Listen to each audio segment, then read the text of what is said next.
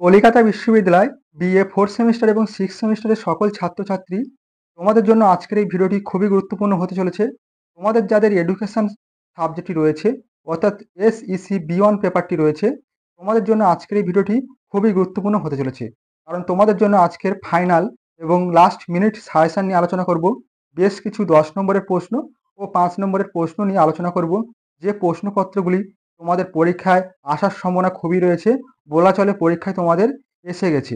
তাই অবশ্যই তোমরা সম্পূর্ণ ভিডিওটি দেখবে এবং পরীক্ষায় যাওয়ার আগে এই প্রশ্নপত্রগুলি ভালোভাবে প্র্যাকটিস করে যেও, অবশ্যই তোমরা উপকৃত হবে।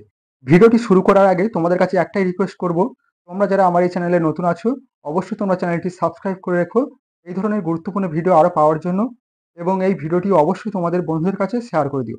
চলো তোমরা দেখে নাও তোমাদের এডুকেশন সাবজেক্ট অর্থাৎ টিচিং স্কিলস, শিখন দক্ষতা, এখান থেকে তোমাদের কী কী গুরুত্বপূর্ণ প্রশ্ন পড়তে হবে। চলো তোমরা সাজেশনটি দেখে নাও।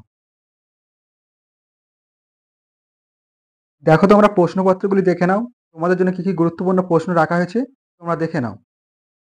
তোমাদের প্রথমে 10 নম্বরে কিছু গুরুত্বপূর্ণ প্রশ্ন নিয়ে আলোচনা করব। প্রশ্নগুলি দেখো। প্রথম প্রশ্ন রাখা হয়েছে, শিখন বলতে কি বোঝো? শিখনের মূল নীতিসমূহ আলোচনা করো। খুবই গুরুত্বপূর্ণ একটি প্রশ্ন। এবং দ্বিতীয় প্রশ্ন, শিখনের মুখ্য কার্যাবলীর বর্ণনা দাও। কার্যকরী শিখনের শিক্ষকের ভূমিকা সংক্ষিপ্ত আলোচনা করো। মোস্ট ইম্পর্টেন্ট প্রশ্ন। এবং তৃতীয় প্রশ্ন রয়েছে, শিখনের পর্যায়সমূহ ব্যাখ্যা করো।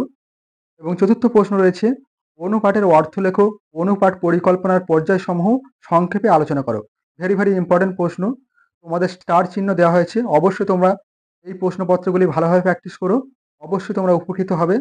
পরবর্তী প্রশ্ন দেখো, 5-এর দাগে রয়েছে, শিখনের সংজ্ঞা দাও। শিখনের প্রভাব বিস্তারকারী উপাদান সমূহ আলোচনা করো। এবং 6 দাগের প্রশ্ন, অনুশিখন কি? অনুশিখনের মূল বৈশিষ্ট্যগুলি লেখো। এবং 7 দাগের প্রশ্ন, শিখন দক্ষতা কি? এর বৈশিষ্ট্য ও নীতিসমূহ আলোচনা করো। এবং 8 দাগের প্রশ্ন, শিখন পরিকল্পনা কি? এর উদ্দেশ্য ও উপাদানগুলি লেখো। এবং 9 দাগের প্রশ্ন, অনুকৃত শিখনের উপাদানসমূহ আলোচনা করো।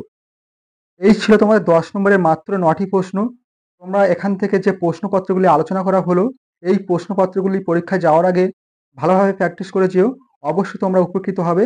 এবং এই প্রশ্নপত্রগুলি তোমরা পরীক্ষার খাতায় অবশ্যই কমন পাবে। তোমাদের 10 নম্বরের প্রশ্ন 6টি দেওয়া থাকে পরীক্ষার খাতায়, যে কোনো 3টি অ্যান্সার করতে হয়। এখান থেকে তোমরা 3টি প্রশ্ন অবশ্যই কমন পেয়ে যাবে।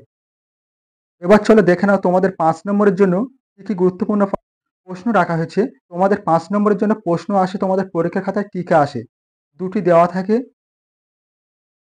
2টি প্রশ্নেরই উত্তর করতে হয়।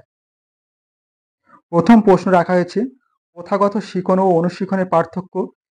এবং দ্বিতীয় প্রশ্ন রয়েছে, অনুপাঠের প্রয়োজনীয়তা। এবং তৃতীয় প্রশ্ন রয়েছে, সংহতিমূলক শিখনের 5টি মুখ্য বৈশিষ্ট্য। এবং চতুর্থ প্রশ্ন রয়েছে, শিখন ও প্রশিক্ষণের মধ্যে সম্পর্ক। এবং 5-এর দাগে রয়েছে, শিখন নকশার ধাপগুলি আলোচনা করো। এই ছিল তোমাদের 5টি টিকা। তোমরা এই 5টি টিকা অবশ্যই প্র্যাকটিস করো, এখান থেকে তোমরা 2টি অবশ্যই কমন পেয়ে যাবে।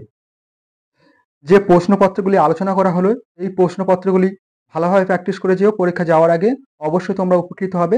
এবং এই প্রশ্নপত্রগুলি অবশ্যই তোমরা পরীক্ষার খাতায় কমন পাবে। ভিডিওটি আজ এই পর্যন্ত। তোমাদের সঙ্গে দেখা হবে পরবর্তী ভিডিওতে। তোমরা অবশ্যই ভিডিওটি তোমাদের বন্ধুদের কাছে শেয়ার করে দিও।